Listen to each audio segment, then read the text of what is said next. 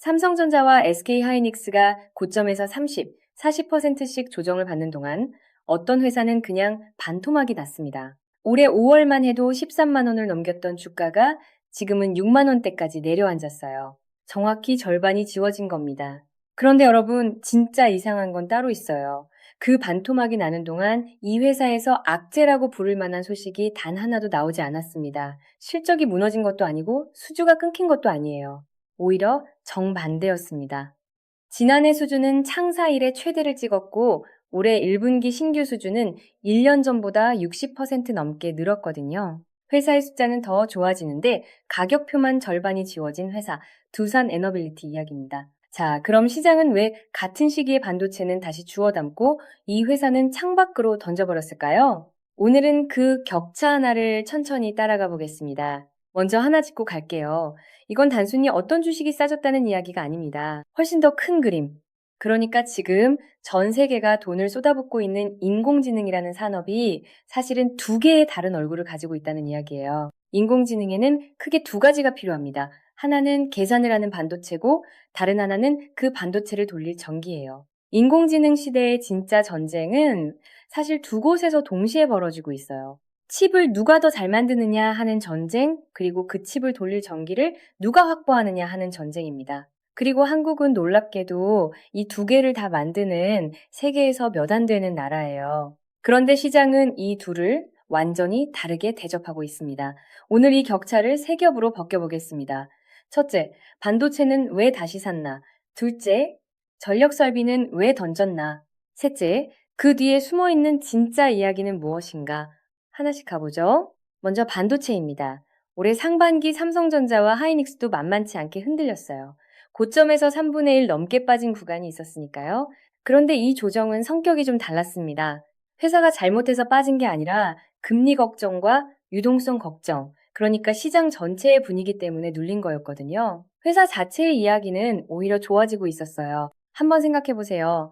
인공지능 모델이 똑똑해질수록 그걸 돌리는 데 필요한 고성능 메모리, 그러니까 HBM이라고 부르는 반도체 수요는 계속 늘어납니다. 이름은 어렵지만 역할은 단순해요. 인공지능이라는 거대한 두뇌 옆에 붙어서 필요한 정보를 눈 깜짝할 사이에 꺼내다 주는 초고속 창고 같은 거예요. 이 창고가 부족하면 아무리 좋은 두뇌도 제 속도를 못 냅니다. 그러니까 조정이 와도 증권가는 이걸 위기가 아니라 기회로 봤어요. SK증권은 메모리 업종에 조정을 두고 오히려 살 자리라고 평가하면서 삼성전자 목표가를 61만 원, 하이닉스 목표가를 400만 원으로 유지했습니다. 시티증권은 하이닉스의 내년 영업이익을 무려 81조 원으로 전망하기도 했어요. 81조 원이 감이 잘 안 오시죠? 웬만한 중견국가의 1년치 나라 살림에 맞먹는 돈을 회사 하나가 1년에 벌어들일 수 있다는 이야기입니다. 이러니 조정이 와도 시장은 손이 근질거릴 수밖에 없었어요. 여기에 더해 그동안 삼성전자의 아픈 손가락이었던 파운드리, 그러니까 반도체를 대신 만들어주는 사업에서도 분위기가 바뀌고 있어요. 테슬라와 애플 같은 글로벌 빅테크에서 이나노 공정 관련 수주와 문의가 이어지면서 오랫동안 적자를 못 벗어나던 이 부문이 흑자로 돌아설 거라는 전망이 나오기 시작했거든요. 하이닉스도 마찬가지예요. 한 증권사는 하이닉스가 올해 3분기 이후 순연금 100조 원을 넘어설 수 있다고 봤습니다. 빚을 다 갚고도 회사 금고에 100조 원이 남는다는 이야기인데 이건 과거 메모리 산업에서는 상상하기 어려웠던 수준이에요. 그렇잖아요. 회사가 이 정도로 돈을 쓸어 담는 국면인데 잠깐 눌렸다고 안 살 이유가 없는 거죠. 정리하면 이래요. 반도체는 지금 당장 눈앞에서 돈을 벌고 있고 그 돈이 얼마나 커질지 숫자로 딱 보이는 산업입니다. 그래서 잠깐 눌리면 시장은 기다렸다는 듯이 다시 주워 담았어요. 여기까지는 사실 자연스러운 그림이에요. 문제는 그 다음입니다. 그런데 말이죠. 똑같이 인공지능 시대의 수혜주라고 불렸는데 전력 설비 쪽은 정반대로 움직였습니다. 자, 여기서부터가 진짜 이상한 대목이에요. 두산 에너빌리티가 뭘 하는 회사인지부터 짚어볼게요. 이 회사는 발전소의 심장을 만듭니다. 원자력 발전소의 원자로와 증기 발생기, 그러니까 주기기라고 부르는 핵심 덩어리, 그리고 발전용 터빈, 쉽게 말하면 전기를 만들어내는 공장에서 가장 크고 가장 만들기 어려운 부품을 깎아내는 회사예요. 아무나 못 만듭니다. 전 세계에서 이 주기기를 제대로 만들 수 있는 회사는 손에 꼽아요. 그럼 이 회사의 지난 1년을 한번 보죠. 지난해 두산에너빌리티는 총 14조 7천억 원을 수주했습니다. 1년 전보다 106%, 그러니까 2배 넘게 늘어난 창사 이래 최대 실적이었어요. 연매출은 17조 원, 영업이익은 7,600억 원을 냈고요. 특히 지난해 말 기준으로 앞으로 지어야 할 일감, 그러니까 수주잔고가 23조 원까지 쌓였습니다. 이게 무슨 뜻이냐면요. 이 회사가 1년 동안 만들어내는 매출의 3배에 달하는 일감이 이미 예약되어 있다는 뜻이에요. 밥솥에 3년치 쌀이 이미 채워져 있는 셈입니다. 대표적인 게 체코 원전이었어요. 지난해 말 두산에너빌리티는 한국수력원자력과 함께 체코 두코반이 원전에 들어갈 원자로와 증기 발생기, 터빈을 공급하는 계약을 맺었습니다. 뉴시스 보도에 따르면 이 계약 규모만 5조 6천억 원, 이 가운데 핵심 부품인 주기기가 4조 9천억 원이었어요. 그러니까 악재가 나기는커녕 회사 역사상 가장 큰 잔치가 벌어지고 있었던 겁니다. 수주는 원전 하나만이 아니었어요. 두산에너빌리티에는 사실 3개의 성장 엔진이 동시에 돌아가고 있습니다. 기존의 대형 원전, 새로 키우는 소형 모듈 원전, SMR, 그리고 가스터빈이에요. 특히 가스터빈이 흥미로운데요. 데이터 센터를 지으면 전력망이 깔리기를 마냥 기다릴 여유가 없으니까 아예 발전소를 바로 옆에 붙여지는 경우가 늘고 있어요. 이 옆에 붙는 발전소에 들어가는 게 바로 가스터빈입니다. 키움증권의 한 연구원은 북미에서 데이터 센터용 가스터빈 수주 기회가 계속 확대되고 있다고 짚었어요. 그리고 이 독자 가스터빈 기술을 가진 회사 역시 전 세계에 몇 곳뿐입니다. 그래서 지난해 12월 이 회사는 한 달 만에 6조 원이 넘는 수주를 쏟아냈어요. 올해 1분기 말 기준으로 쌓인 수주 잔고는 24조 원을 넘겼습니다. 그리고 미국에서 밀려드는 SMR 수요에 대응하겠다며 8천억 원을 들여 국내에 SMR 전용 공장까지 새로 짓기로 했어요. 여러분, 이게 망해가는 회사가 하는 결정입니까? 아니에요. 오히려 밀려드는 일감을 감당하려고 공장을 새로 짓는 잔칫집의 결정입니다. 게다가 앞으로 남은 파이프라인도 두툼합니다. 체코를 시작으로 불가리아, 베트남 같은 나라들의 대형 원전, 그리고 중동 시장까지 줄줄이 대기하고 있어요. 여러분, 한 회사의 일감이 이렇게 몇 년치씩 예약이 차 있는 경우는 사실 그리 흔치 않습니다. 그런데도 주가는 5월 13만 원대에서 6만 원대로 반년 만에 반토막이 났어요. 실적은 사상 최대, 수주도 사상 최대, 그런데 주가는 절반. 여러분, 이 그림 어딘가 이상하지 않으세요? 회사가 망해가는데 주가가 빠지면 그건 그냥 슬픈 이야기예요. 그런데 회사는 역대급으로 잘 나가는데 주가만 반토막이 나면 그건 이상한 이야기입니다. 그리고 이상한 이야기 뒤에는 대개 진짜 이유가 숨어 있어요. 자, 이제 세 번째 겹입니다. 그럼 도대체 왜 잘 나가는 회사의 주가가 절반이 지워졌을까요? 여기서 반도체와 전력 설비의 결정적인 차이가 드러납니다. 반도체는 아까 말씀드린 것처럼 지금 당장 돈을 벌고 있어요. 이번 분기 실적에 숫자가 바로 찍힙니다. 반면 원전과 발전 설비는 성격이 완전히 달라요. 오늘 계약을 맺어도 그 발전소가 실제로 지어지고 부품이 납품되면서 돈이 회사 통장에 들어오는 건 몇 년 뒤입니다. 체코 원전만 해도 주기기 납품이 2032년까지 이어지는 장기 프로젝트예요. 그러니까 이건 지금 버는 회사와 앞으로 벌 회사의 차이인 거예요. 바로 여기서 금리가 끼어듭니다. 금리가 높아지면 시장은 먼 미래에 들어올 돈의 가치를 확 깎아버려요. 이게 무슨 뜻이냐면요. 3년 뒤, 5년 뒤에 벌돈으로 평가받는 회사일수록 금리 한 방에 주가가 크게 출렁인다는 뜻입니다. 은행 이자가 높을 때는 몇 년 뒤에 받을 목돈보다 지금 손에 쥔 현금이 더 대접받잖아요. 주식시장도 똑같아요. 그래서 미래를 당겨서 값을 매겼던 전력 설비주는 분위기가 바뀌자 그 당겨 쓴 기대만큼 되돌림을 맞은 겁니다. 여기에 하나 더 있어요. 올해 5월 두산에너빌리티가 13만 원을 찍었을 때 시장은 아직 오지 않은 미래의 수주까지 주가에 미리 다 반영해 놨었어요. 원전 대장주라는 프리미엄이 잔뜩 붙어 있었죠.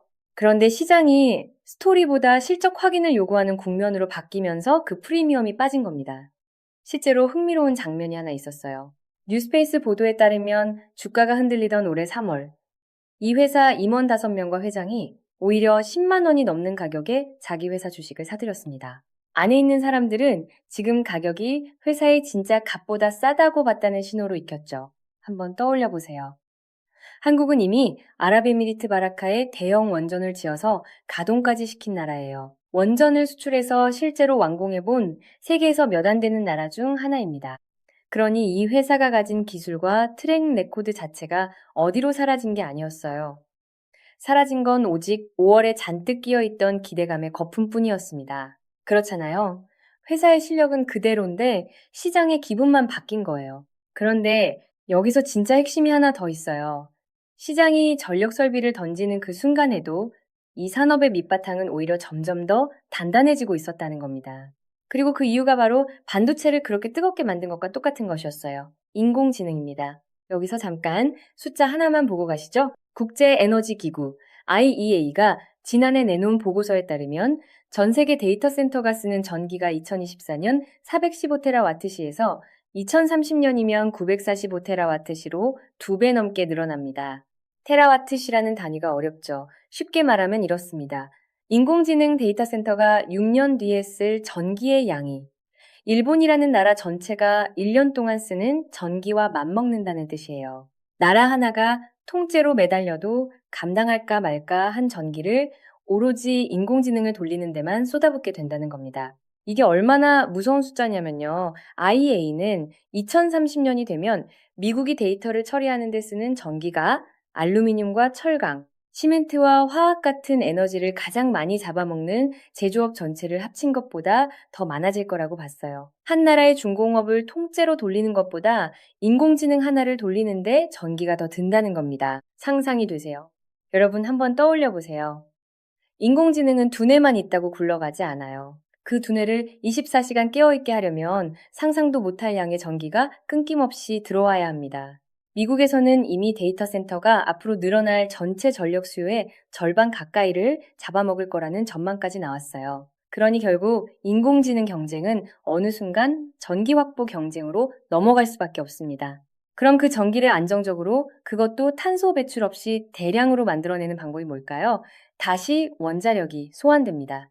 특히 공장처럼 찍어낼 수 있는 작은 원전, SMR이 데이터 센터 옆에 붙는 발전소로 주목받기 시작했어요. 아마존, 구글 같은 빅테크가 데이터 센터 전력원으로 SMR을 검토하면서요. 그리고 이 SMR의 핵심 부품을 만들 수 있는 몇 안 되는 회사가 바로 두산에너빌리티입니다. IM증권의 한 연구원은 이 회사가 뉴스케일 파워, 엑스에너지 같은 글로벌 SMR 기업들과의 협력을 통해 앞으로 5년간 60기 넘는 물량을 맡으며 전 세계 SMR을 찍어내는 공장, 이른바 SMR 파운드리로 거듭날 수 있다고 내다봤어요. 여기 하나 더 있어요. 미국은 자국 안에도 원전을 대거 새로 지으려 하고 있습니다. 미국 상무부 주도로 웨스팅하우스라는 회사의 원전에 800억 달러, 우리 돈으로 100조 원이 넘는 투자가 추진되고 있어요. 그런데 정작 이 웨스팅하우스는 원전의 심장인 주기기를 직접 만들 능력이 부족합니다. 그럼 누가 만들어줘야 할까요? 다시 두산에너빌리티 같은 회사가 소환되는 거예요. 미국의 8기, 폴란드의 3기. 이 기자재 발주가 본격화되면 일감은 지금보다 더 두툼해집니다. 자, 이제 좀 보이시나요? 인공지능이라는 하나의 거대한 흐름이 한쪽 끝에서는 반도체 수요를, 다른 쪽 끝에서는 전기 수요를 동시에 끌어올리고 있는 겁니다. 실제로 한 증권가 분석은 앞으로 5년간 안정적인 수익을 낼 인공지능 인프라를 꼽으면서 메모리와 HBM 옆에 나란히 전력 설비와 원자력을 올려놨어요. 같은 뿌리에서 나온 두 개의 가지인 셈이죠. 그런데 시장은 지금 눈에 보이는 가지 하나에는 열심히 물을 주면서 다른 가지 하나는 말라 죽는다고 착각하고 잘라내려 한 거예요. 자, 여기서 정말 궁금해지는 대목이 하나 더 있습니다. 그럼 시장은 왜 이런 착각을 반복할까요? 이유는 의외로 단순해요. 사람은 그리고 시장은 눈에 보이는 숫자를 좋아합니다. 이번 분기에 얼마 벌었다가 딱 찍히는 반도체는 마음이 놓여요. 반면 5년 뒤에 완성될 발전소는 아무리 계약서가 두툼해도 지금 당장은 그냥 약속일 뿐이거든요. 그래서 분위기가 나빠지면 시장은 그 약속부터 의심하고 던집니다. 그게 인간의 본능이에요. 그런데 바로 그 본능이 만들어내는 틈에서 실력은 그대로인데 값만 싸진 구간이 생기는 겁니다. 이건 어떻게 보면 미운 오리 새끼 이야기와도 닮았어요. 남들과 다르게 생겼다고 한동안 구박받던 새끼가 알고 보니 백조였다는 그 오래된 이야기 말이에요. 시장에서도 당장 성적표에 숫자가 안 찍힌다는 이유로 구박받다가 몇 년 뒤에 전혀 다른 대접을 받는 산업이 종종 있었습니다. 조선업을 떠올려 보세요. 한때 8년을 내리 적자를 내면서 시장에서 완전히 버림받았던 한국 조선업이 액화천연가스 운반선 시대가 열리자 세계 최고 소리를 듣는 산업으로 되살아났잖아요. 가장 깊이 소외됐던 자리가 나중에 보면 가장 크게 되돌아오는 자리였던 경우가 적지 않았어요. 다만 여기서 냉정하게 짚어야 할 그늘도 분명히 있습니다. 이 모든 게 마냥 장밋빛인 건 아니에요. 첫째, 싸다는 게 곧 오른다는 보장은 절대 아닙니다. 회사가 좋아도 주가는 몇 년을 더 눌려 있을 수 있어요. 지금 이 바닥이라거나 무조건 얼마가 오른다는 식의 이야기는 검증된 사실이 아니라 하나의 관측일 뿐입니다. 실제로 전문가들 사이에서도 시선은 갈려요. 누구는 지금 낙폭이 과하다고 보고 또 누구는 실적이 눈으로 확인될 때까지 더 눌릴 수 있다고 봅니다. 둘째, 원전과 발전 설비는 짓는데 오래 걸리고 정책과 금리에 민감합니다. 정권이 바뀌거나 각국의 원전 정책이 흔들리면 잡아놓은 수주도 지연되거나 틀어질 수 있어요. 셋째, 이건 역설인데 IEA 스스로가 경고한 대목이에요. 발전 설비 공급망의 병목이 심해서 계획된 데이터 센터 프로젝트의 상당수가 전력을 제때 못 구해 지연될 수 있다고요. 수요가 아무리 커도 그게 곧바로 특정 회사의 돈으로 매끄럽게 연결된다는 보장은 없다는 이야기입니다. 그래서 이건 확신의 영역이 아니라 여전히 두 눈 뜨고 지켜봐야 할 영역이에요. 그렇다면 이게 우리 삶에는 무슨 의미일까요? 주가 이야기를 넘어서 한번 생각해 보겠습니다. 전력 설비와 원전은 사실 우리 동네 이야기이기도 합니다. 두산 에너빌리티의 그 거대한 주기기는 경남 창원의 공장에서 만들어져요. 그 공장 하나가 돌아가려면 수많은 협력업체와 그 안에서 일하는 사람들의 일자리가 함께 돌아갑니다. 원전 수출 계약 하나가 성사되면 그 온기는 대기업 한 곳에서 멈추는 게 아니라 부품을 대는 중소기업과 그 가족들의 밥상까지 내려가요. 인공지능 시대에 한국이 반도체만이 아니라 발전 설비까지 만들 수 있다는 건 그만큼 우리 제조업 생태계가 두툼하다는 뜻입니다. 조금 더 멀리 보면 이건 에너지 안보의 문제이기도 해요. 앞으로 인공지능을 제대로 돌리려면 전기가 핵심 무기가 되는데 그 전기를 만드는 설비를 남의 나라에 전부 의존하는 나라와 스스로 만들 수 있는 나라의 처지는 완전히 다릅니다. 반도체도 만들고 그 반도체를 돌릴 발전 설비까지 만들 수 있다는 건 인공지능 시대에 한국이 남의 눈치를 덜 봐도 된다는 뜻이에요. 이건 어느 개인의 주식 계좌를 넘어서 나라 전체의 협상력에 관한 이야기입니다. 동시에 반대편의 부담도 정직하게 봐야 해요. 전 세계가 전기를 두고 경쟁하는 시대가 오면 그 전기값과 전력망 부담은 결국 우리 가정의 전기요금, 우리 자영업자의 가게 운영비로도 조금씩 흘러들어옵니다. 데이터 센터가 빨아들이는 전력이 늘수록 평범한 가정과 가게가 감당해야 할 몫도 함께 커질 수 있다는 이야기예요. 그러니 이 흐름은 누군가에게는 기회지만 또 다른 누군가에게는 청구서이기도 합니다. 이 두 얼굴을 같이 보는 사람만이 이 시대를 제대로 읽을 수 있어요. 자, 처음 이야기로 돌아가 보겠습니다. 악재 하나 없이 반년 만에 반토막이 났던 그 가격표. 이제 그게 조금 다르게 보이시나요? 그건 회사가 나빠져서 지워진 절반이 아니었어요. 시장이 지금 당장 버는 산업과 앞으로 벌 산업을 얼마나 다르게 값 매기는지를 보여주는 시간의 격차였습니다. 결국 오늘 우리가 본 건 좋은 회사와 나쁜 회사의 구분이 아닙니다. 같은 인공지능이라는 뿌리에서 뻗어나온 두 개의 가지를 시장이 한쪽은 오늘의 잣대로 다른 한쪽은 내일의 잣대로 재고 있었던 것뿐이에요. 반도체는 이미 뜨겁고 전력은 아직 조용합니다. 다만 분명한 건 인공지능이라는 두뇌가 켜져 있는 한 그 두뇌를 돌릴 전기는 누군가 반드시 만들어야 한다는 사실이에요. 그리고 그 전기를 만드는 심장을 한국이 깎고 있다는 것. 그게 오늘 남은 단 하나의 그림입니다.